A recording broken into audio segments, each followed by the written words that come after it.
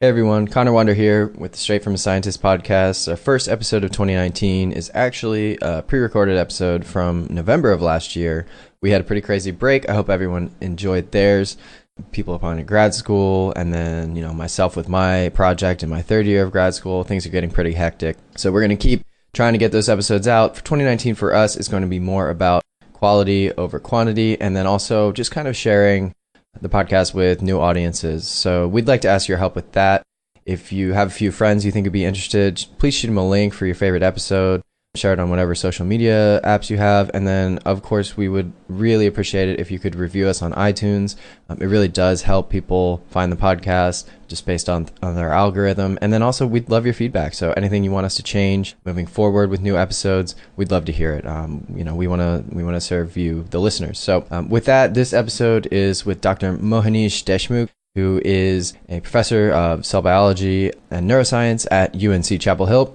So I got to sit down with him in one of the conference rooms for my lab, and we had a great talk about neuronal apoptosis, which is basically programmed cell death in neurons. Now, we've had a previous episode on general apoptosis and why that's important in terms of overall body health. But this episode is specifically more so on neuronal apoptosis and why it's special in neurons. So to get a little bit of background for apoptosis, I recommend episode 23 with Georgia Smith. It's a really great one to kind of fill in the gaps of any understanding you might have. But a quick breakdown of apoptosis, it's essentially just programmed cell death. It's a cell deciding to die quietly in the night for various reasons of stress, or perhaps there's DNA damage that might lead to cancer. So the balance between apoptosis and cell survival is very important in terms of cancer and neurodegeneration. And too far to one side exposes the body or brain to various ailments.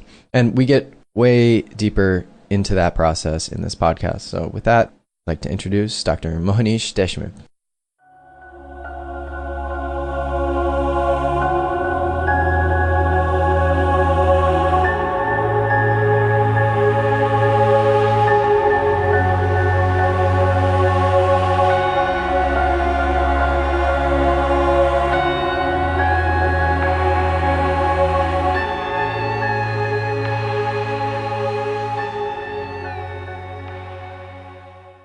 Welcome, everyone.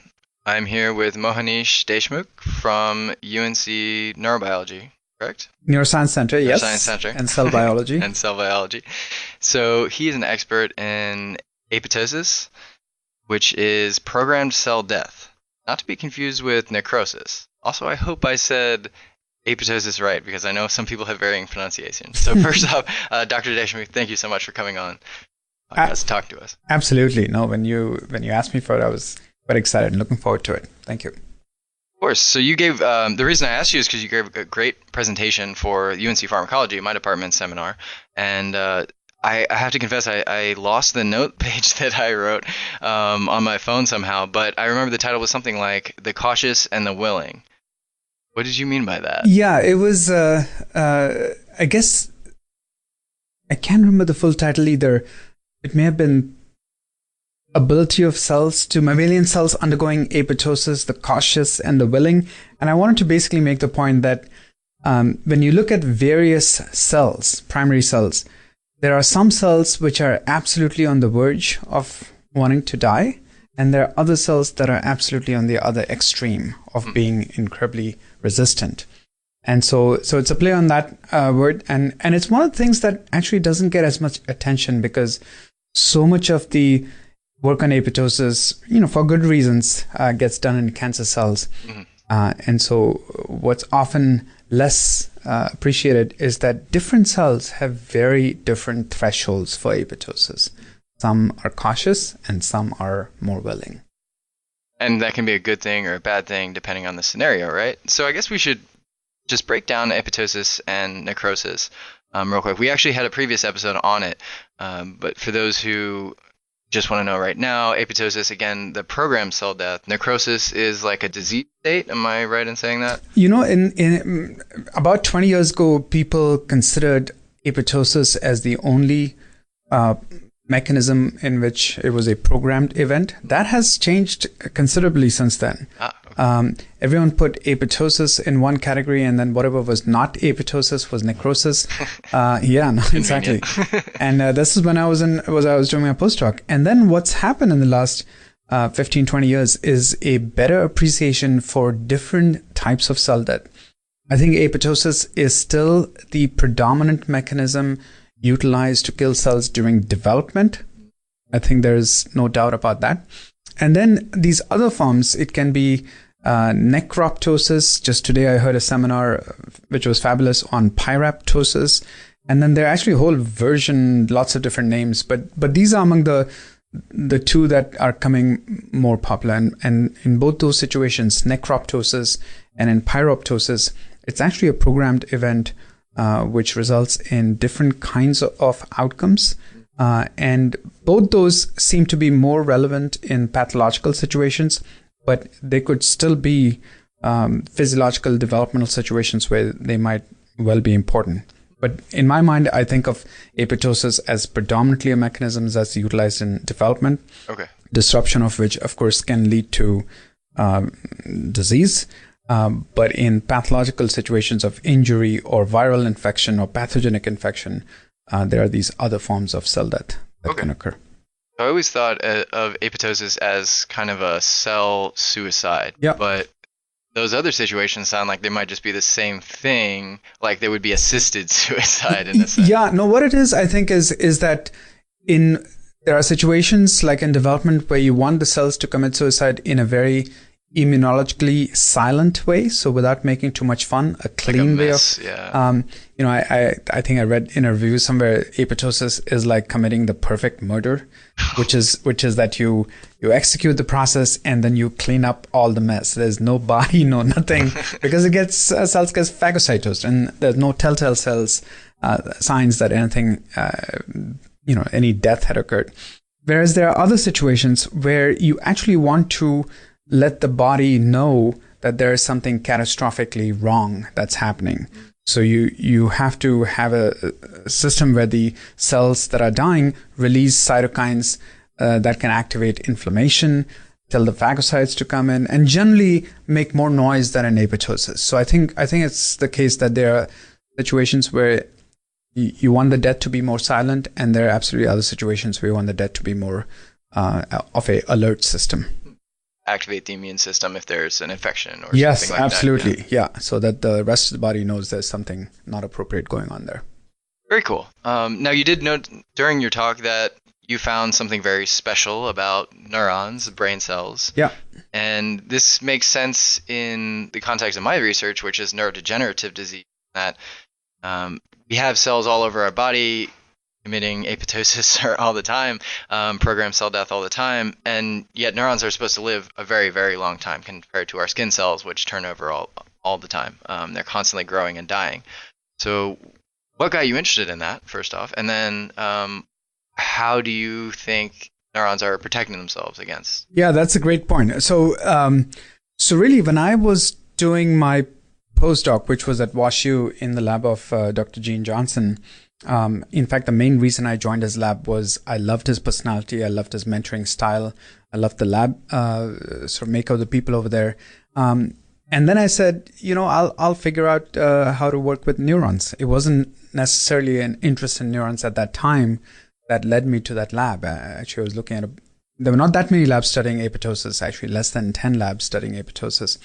But that's how I ended up in a lab that was primarily focused on this pathway in neurons. And at that time, none of us had any idea that the pathway could be any different in neurons versus other cells. The more we started poking this pathway in neurons, the more we realized that neurons are actually quite resistant to the typical things that would readily kill most mitotic cells.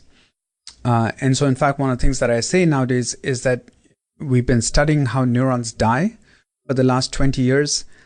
I'm more impressed with the ability of neurons to survive than die.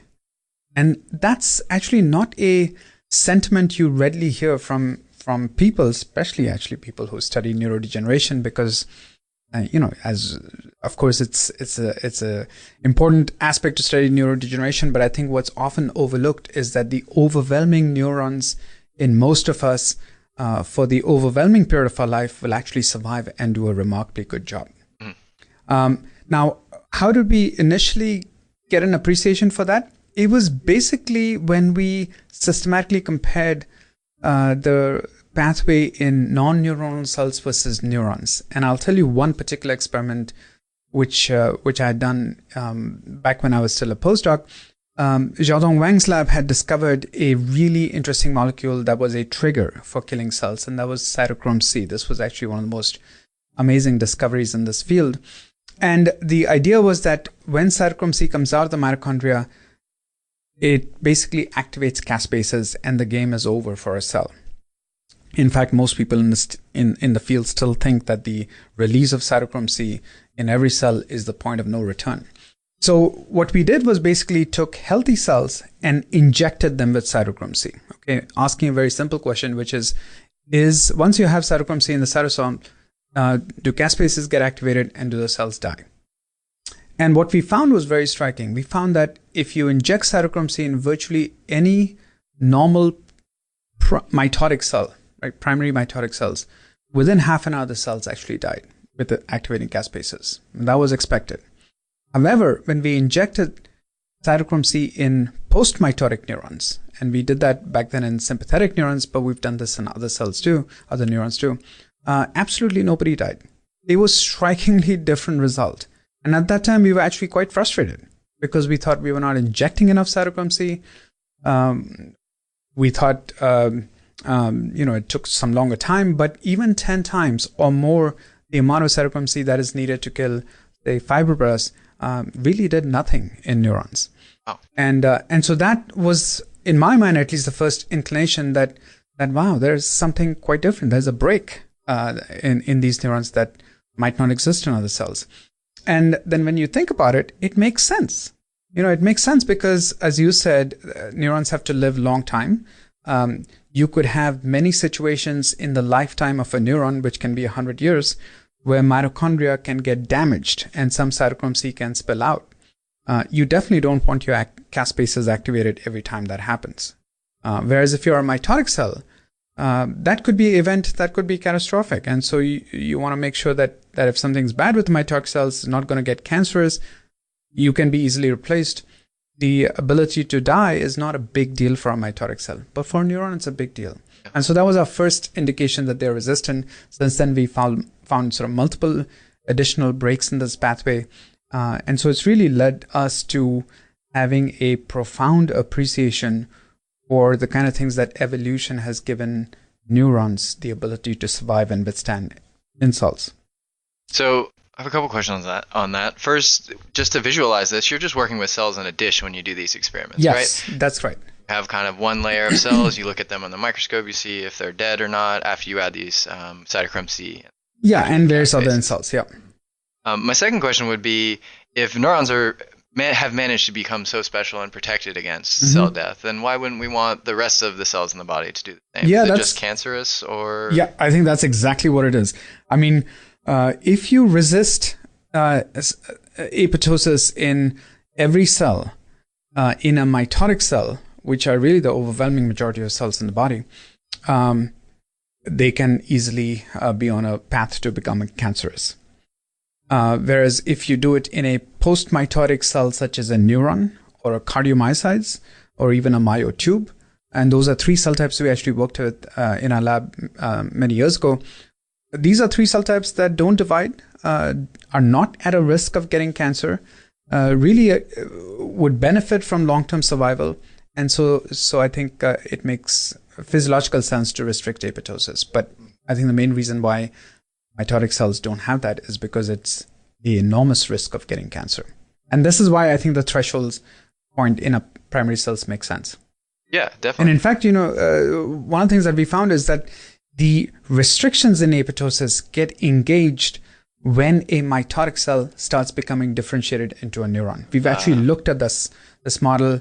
Right now in our lab, we use the model of human embryonic stem cell differentiation into neurons, primarily to look at this phenomena, which is how what are the dynamic changes in this pathway that occur as a undifferentiated human ear cell becomes differentiated into a postmitotic neurons. And it's incredibly striking how these breaks get engaged when the cell becomes postmitotic, when it has no risk of getting cancer.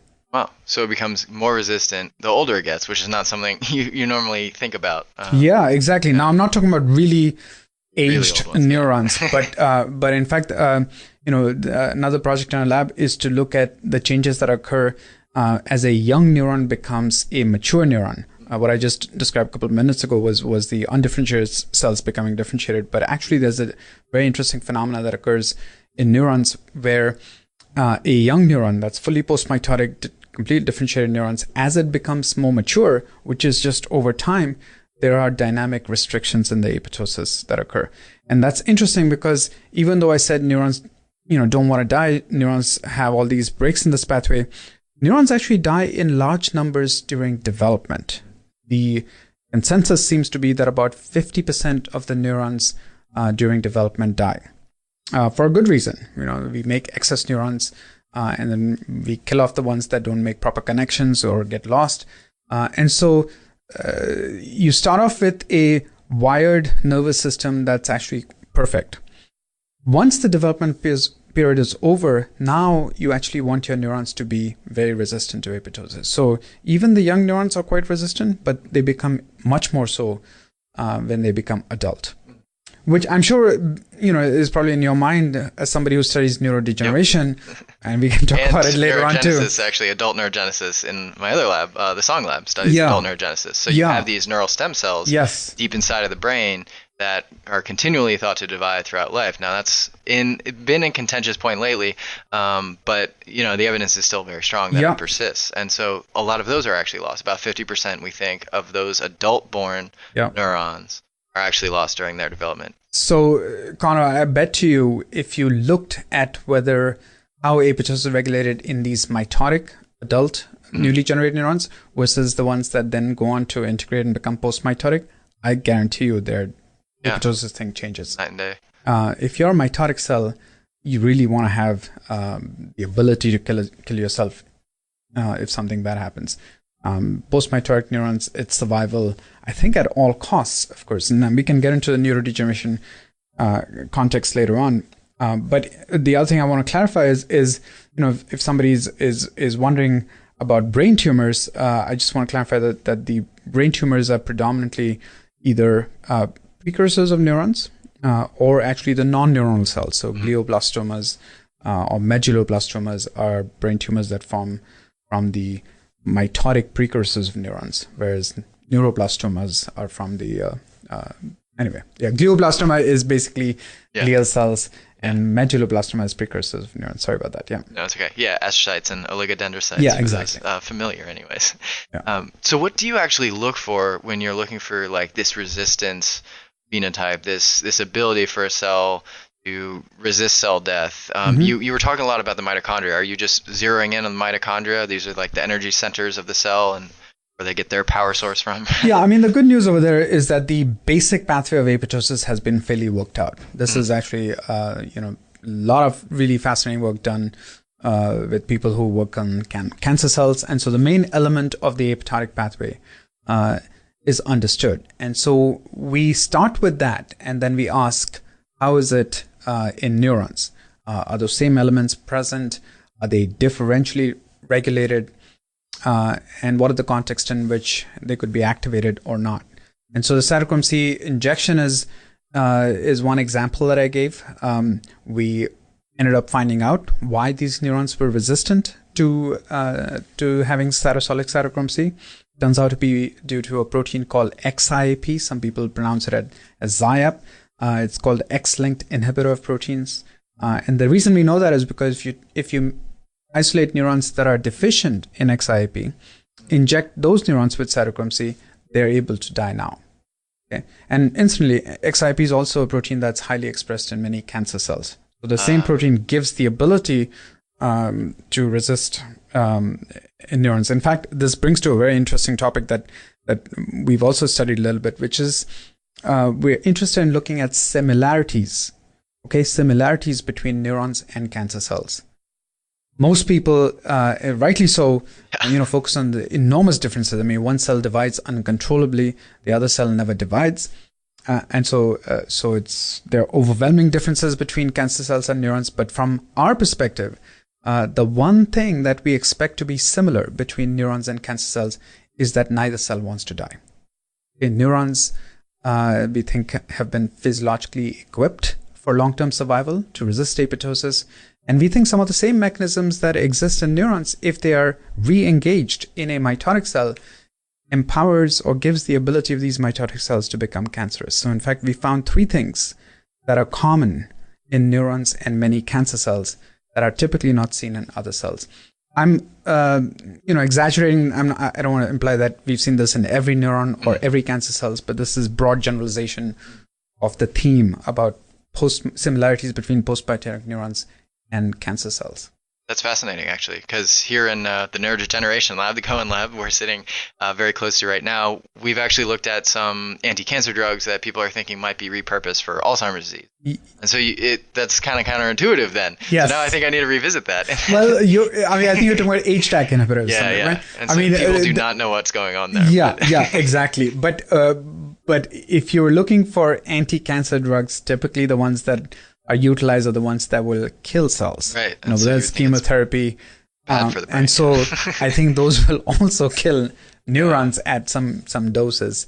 But when you're talking about HDAC inhibitors, I mean, that's a modulator of a whole bunch of different processes, and you could well have different outcomes. Yeah, we have a whole slew of epigenetic changes that could happen. Yeah. So we won't go into that.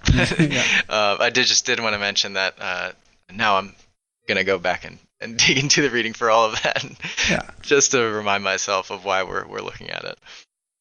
Anyways, so another really interesting question you had posted on your lab website, which I will of course link in the show notes. That's deshmukhlab.web.unc.edu for anyone listening. Is that you had a question: how does a neuron degenerate its axons and yet protect the soma? Yep. So you're referring to neurons kind of protecting themselves almost at any cost. Yeah. Is this that like amputating their leg to get out of bear trap or something? No, yeah. So that is turning out to be an incredibly interesting area of research for us too. So let me just back up and give you some perspective on that, which is that when we initially looked at how the molecular sort of elements of this apoptotic pathway change when neurons become mature and become very resistant to apoptosis, we noticed that some of the proteins, for example, BAX, or some specific caspases, caspase 9 or caspase 3, still continue to be present. Neurons actually shut down some other things, but some elements of the apoptotic pathway continue to be expressed. And it didn't make a whole lot of sense to us, because if you think about it, if you don't want your adult neurons to die, then why not take the pathway and completely shut it off? And in fact, they do exactly that for some specific proteins. APAF is a protein that actually is important for activating caspases in the context of apoptosis. That protein we showed many years ago, and other people have shown this too, becomes epigenetically silenced in a mature neuron. But it was of interest to us that these other caspases were still expressed. Now, what we realized is that other labs were discovering very interesting non-apoptotic functions for these caspases. Okay, and the specific context in which this has been shown beautifully in other labs was in the context of axon pruning, okay, or synaptic pruning. Now, these are very physiologically relevant mechanisms where axons sometimes send out multiple branches and then prune back some of those branches so that you have more specific connections. Synaptic pruning is something we do. From what I've talked to with other people, synaptic pruning is something we may do every night when we go to sleep, because you want to scale back the synapses. And so there are very physiologically important processes where the neuron doesn't want to die, but it degenerates parts of its axon branches, parts of its synaptic branches. And the exciting thing that's come out is that it utilizes many elements of the same machinery that's used in apoptosis to do these other things, but not it's not exactly the same pathway. There's some confusion in the field about that. There are caspases involved, there's BAX involved, both in apoptosis and in axon pruning. but it's turning out that the mechanism of its activation or its regulation is actually quite different. Because in one situation, you want to kill the entire neuron, but in the other situation, you want to just restrict the degeneration to only the segment that is targeted for degradation. So the examples which I listed on the website, which is we're interested in studying how parts of the neurons die, but the rest doesn't, is actually a very physiologically relevant mechanism of axon pruning.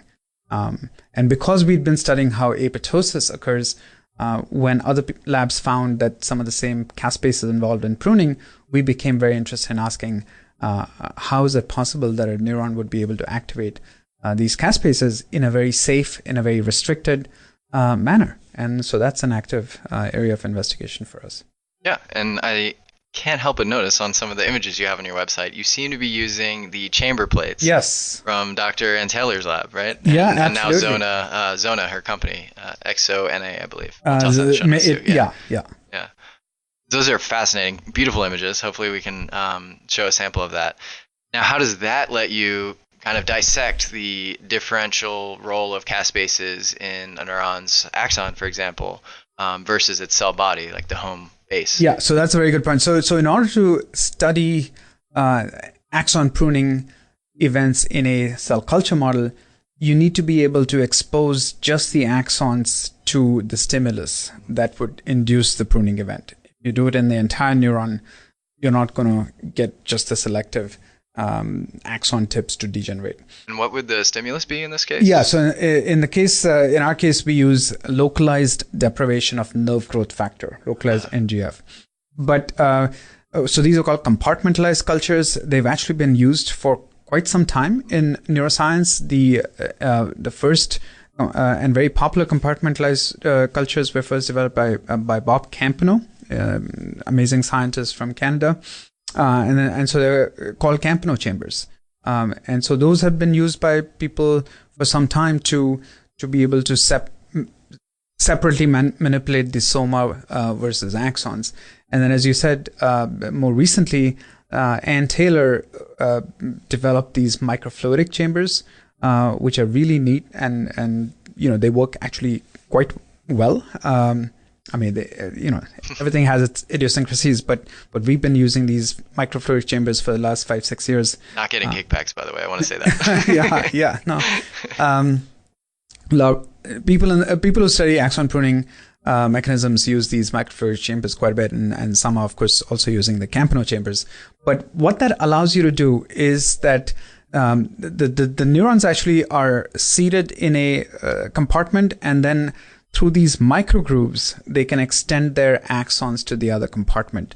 So it's a single connected neuron, but the microgrooves are too small to allow anything but the axons to sort of go across. So the cell bodies, the soma is in one side. Of course, the proximal axons are also in the soma compartment, but extended through these grooves are these axon branches that go on the other side. And so the neurons are connected, but they are fluidically isolated. These two compartments can be fluidically isolated by just maintaining some pressure differences.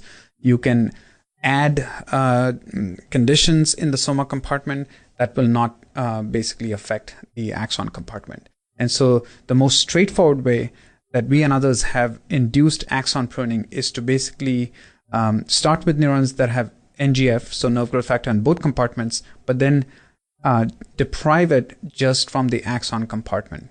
You can wash it away. You can add neutralizing antibodies to NGF. And when you do that, only the axons that are in that condition where they're deprived undergo degeneration. Okay? If you deprive NGF from everywhere, the entire neuron degenerates. But if you just deprive NGF from the axon segments, only the targeted axon segments degenerate. And what's really amazing about it is that the initiating signal is a local signal. The degenerating outcome is a local event.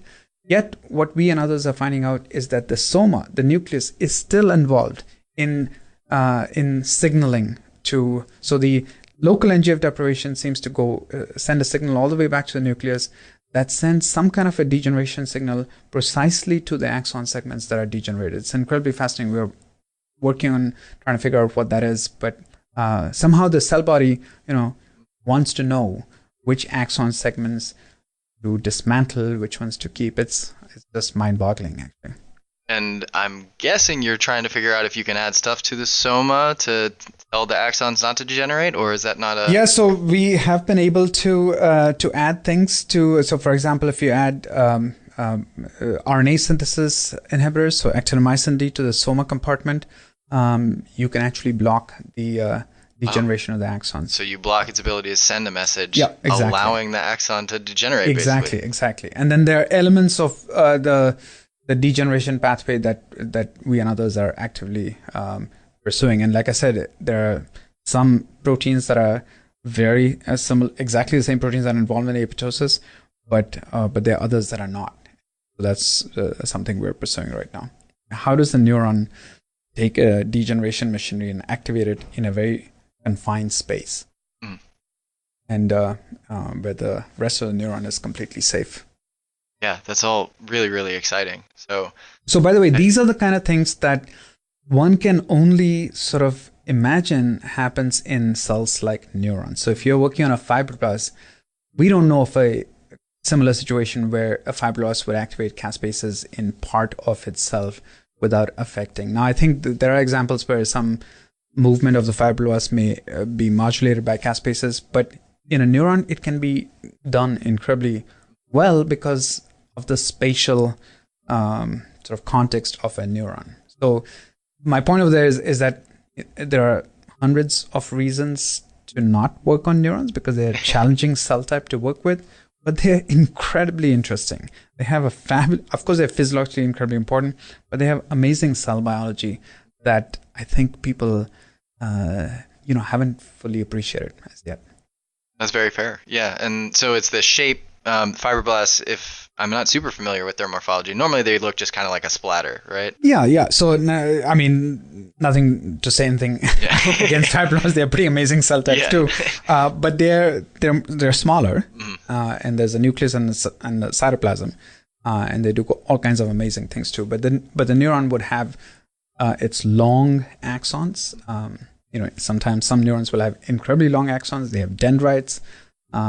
And so there's all kinds of communication, all kinds of machinery that has to be transported. In fact, just today in my lab, we were just looking at some movies of mitochondria and how they move in a neuron. And what's amazing, and I think other people have made this point too, is that, it's not the case that every mitochondria moves all the time. Most mitochondria are actually reasonably stationary. And then there are a few that are just zipping like you would not believe how fast they're going.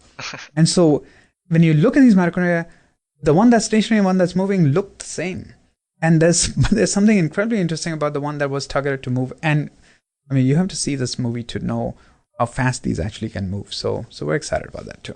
Very cool.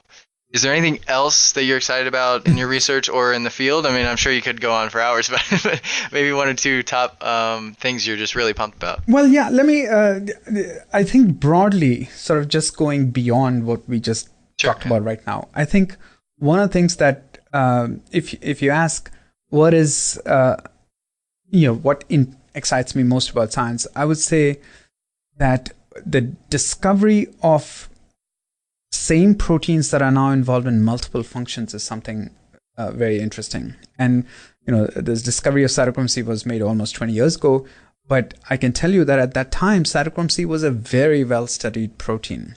In fact, I had read somewhere that the year it was sort of found to have this amazing role in apoptosis, it was voted as the most boring protein to study because, textbooks were written about cytochrome C. Cytochrome C was a well-studied protein in the context of electron transport chain. It's in the mitochondria, just critical for generating ATP.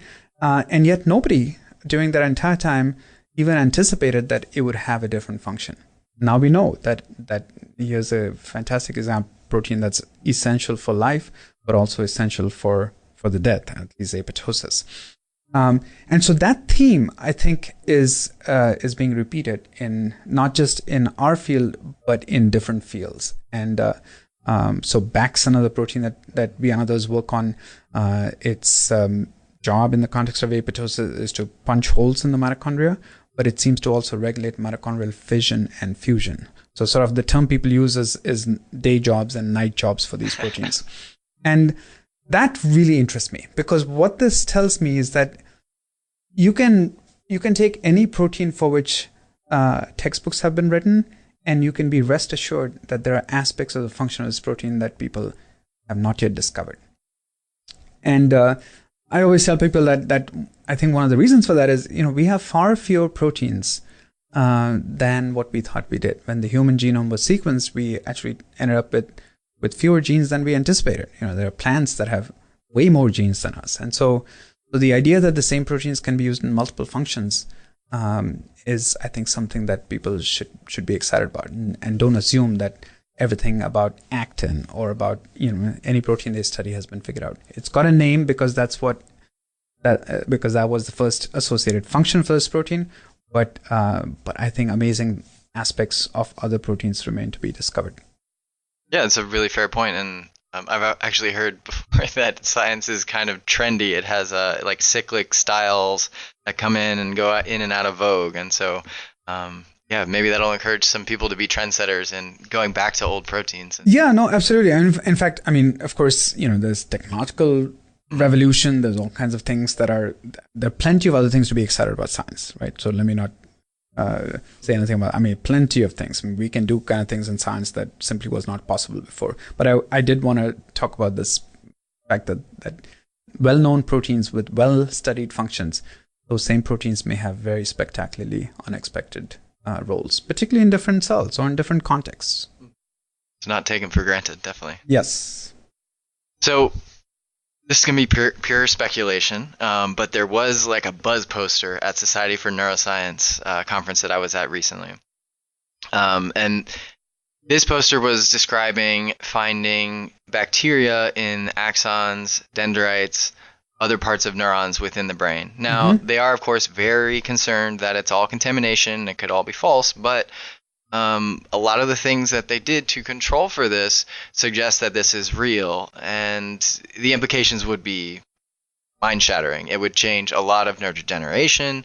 It would change a lot of some of the things that we're talking about right now. Pure speculation again. If bacteria were getting into the brain, how do you think this would affect neuronal cell death? I think it would cause them to want to switch on a suicide thing so that the bacteria couldn't spread. Just love to know your thoughts. Yeah, I think that's an incredibly interesting area that people are just trying to figure out whether, and I think what you're saying is that in those situations, this could influence the disease progression, or could be one of the factors that modifies the disease, right? So I think when you're talking about particularly the peripheral nervous system, so these are the PNS has axons that basically extend to the periphery. So our skin has full of fibers that can constantly get in touch with viruses, with bacteria. And so the idea that in fact is well known that, for example, herpes simplex virus, HSV, gets infection through these nerve ends from the peripheral neurons. It's a neurovirus, yeah. Yeah. And then it can actually go all the way to the cell body, and in most situations actually stays latent for a long time. So I don't find the idea that there could be viruses or bacteria in axons or dendrites that unexpected. I think if your CNS neurons are going to be affected, that can be much more of a problematic thing. But I think the PNS neurons are equipped to actually deal with that. Now, I'm saying this without any particular evidence, but I know that the axon terminals of PNS neurons are definitely exposed to that. Whether that, so in fact, in the immune system, and that's today's talk was about the inflammasomes that people are excited about. There are these, PAMPs and DAMs. So these are danger recognition motifs that cells have sensors to detect when they're infected with a virus or bacteria. And so this is entirely possible that those same mechanisms might be involved in present in neurons, maybe engaged in those situations, and who knows what the outcome of that could be. I doubt if these peripheral neurons will spontaneously die if they're infected with the bacteria. I bet you they try and manage that, but I bet you their biology is affected. It's going to stress them out. It's going to stress them out, and then that's another bad thing that can happen long term in a neuron that just makes them less resilient to survival. Fair enough. Yeah, I appreciate it. I mean, again, speculation, and we don't even know if this is real, but the poster itself was convincing, and there were people. Do you remember whether this was in? It was in the brain. It was in the central nervous system. Okay. And so they were hypothesizing that it came from the gut. Oh wow! Because they sequenced these bacteria and found that they mirrored the. They also took gut samples from these. Yeah. This is all in mice, if I'm not mistaken. They also observed some bacteria in human brains, but they didn't have the intestinal bacterial samples. So they thought that the genotypes of the bacteria from the gut mirrored the bacteria found in the brain as well. That's incredibly interesting. It's also an aspect of neuroscience that has been so understudied. Right. I mean, the connection between the gut bacteria and just our behavior or susceptibility to any neurodegeneration. I think I saw something in the news actually about exactly that. Was this in the context of Parkinson's disease? I think it was just overall just looking at are there bacteria in the brain. But you would imagine that any degeneration, and Parkinson's is a neurodegenerative disorder, so it could extend there as well. I mean, 100% sure this is going to be a very active area of investigation. Yeah, and we've actually talked about the gut-brain axis in terms of some of the molecules that are getting transmitted from the gut entering the bloodstream, but not a whole cell, a bacteria. That's something very different, and so that could change the game even further than we know now. I mean, hopefully the bacteria are not sort of rapidly dividing. Right. And I mean, if that happens, there's definitely, that's a catastrophic event. Right. And you would imagine that there have to be some weaknesses in the gut lining for this to happen in the first place. But so we'll keep an eye on that. Absolutely. Thank you for giving your perspective, though. It's actually the first time I've had a chance to ask anyone who knows nerve degeneration on that topic. Well, I think you may know more about degeneration than I do. So we know about survival. Yeah, that's fair enough. On that topic, do you give any kind of infectious challenges? So one thing we commonly use in mice is lipopolysaccharide, which is supposed to mimic a peripheral infection that might result in bacteria entering the brain. Do you use that in the chamber plates, and do you see anything? We haven't yet, but this is something we have talked about. A few years ago, I had a amazing postdoc, Anna Cliff, who's got her own lab now at UVA, who came with a very specific interest in looking at herpes simplex virus, HSV, and how the neuron may interact with the HSV signaling. In other words, how does the neuron deal with lytic versus latent infections with that? So in that context, we were doing some modulation of the immune signaling there, but that's not something we are actively doing right now. No, I always try and ask one question directly relevant to my research. Thank you for that. I appreciate that. I do. I know you brought up the neurodegeneration point a few times, so I want to clarify something because throughout this podcast I've made a big deal about how neurons survive, and so I don't want to pretend that neurons never die. So let me just put it out there that that of course they die during development in large numbers, and then of course there are devastating neurodegenerative diseases where the neurons can degenerate, Alzheimer's, Parkinson's, Huntington's, and so on and so forth. And I think the main point I want to make is that in general, neurons have good intrinsic mechanisms to survive. They have good intrinsic mechanisms to deal with stress. But if persistent, mutations with the aggregation of proteins or persistent stress and other things happen over a long time, then there is no doubt that neurons ultimately will become dysfunctional and in many situations degenerate. So, but that's, more of a chronic kind of a condition. I guess what I'm saying is that I'm more amazed and focused on what keeps neurons alive for the vast majority of life than the specific conditions at the end where they degenerate. So in fact, we have a very interesting project we are working on Alzheimer's disease in our lab too, where we are not focused on why the brain degenerates in Alzheimer's disease. Your lab and hundreds of really amazing labs are doing great work on that. So, but what we are actually asking is we flip the question and we're asking, how does the healthy brain actually survive for a long time? And hopefully what you guys are finding and what we'll find will intersect at some point, right, which is the intrinsic mechanisms that keeps the healthy brain alive most likely becomes a little dysfunctional in the context of neurodegeneration and something bad happens. So it's basically looking at the same problem in a very different way, which is focusing on what keeps neurons alive rather than what degenerates it. And I think we'll need to know, the differences between an unhealthy and a healthy neuron if we want to keep them on the healthy side. Yes. Right? Yeah, exactly. Yeah. So, yeah, it's all fascinating.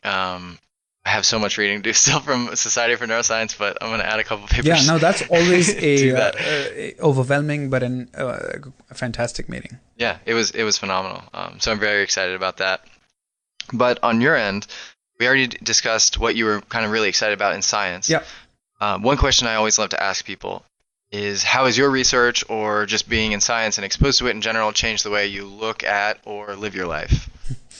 Very open-ended. I need to, if at all, yeah. I need to see what how other people have answered, because honestly, I don't think, I don't know. I don't think my science has necessarily changed the way I live my life. Now, maybe I need to think about it a little bit. Of course, we talk about science, any aspect of science at home. We engage our boys in fun conversations, especially important in this day and age when there's all kinds of fights with misinformation. Yeah. So I love discussing that, but that's, I think a lot of people would do that. I don't think there's anything directly related to what I do in the lab that has changed the way I live my life.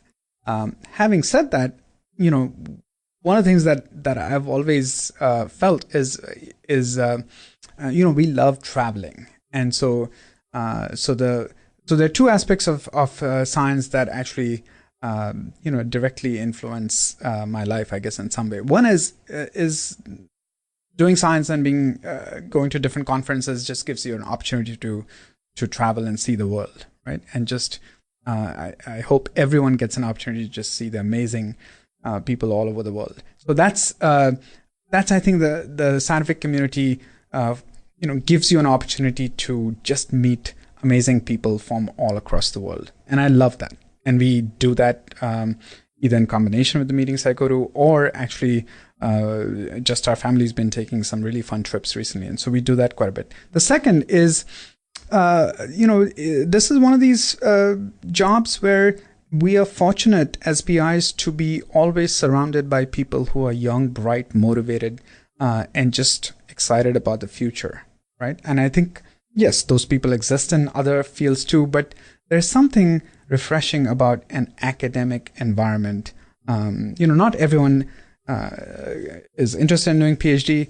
And so it's just, to me, it's very fun to actually being able to work with just people who are very bright and motivated. And so this is my extended family, and so that we've kept in touch with folks who've graduated from a lab for a long time. We, in fact, have had some retreats where we've invited them back over there. So I guess those two things, not in a very apoptosis manner. Nothing about apoptosis has affected the way I live. But I think just love for travel, appreciation for just diverse strength of different people is something we love to do. Yeah.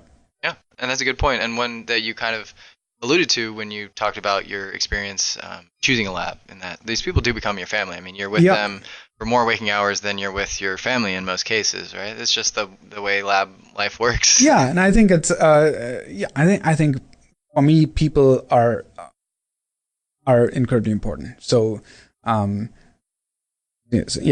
I think you of course want bright, motivated people, but the personality, we always look for people with multi-dimensional aspects to their things. So. Great. Well, thank you so much, Dr. Deshmukh, for coming on and talking to us.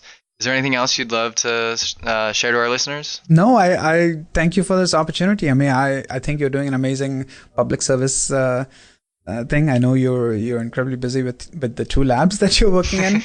I asked you before, how do you even find time for this? And so I am really honored to be part of this podcast and wish you all the best. Thank you very much. I really appreciate it. Thank you. That's going to be it here for us at the Straight From Scientist podcast.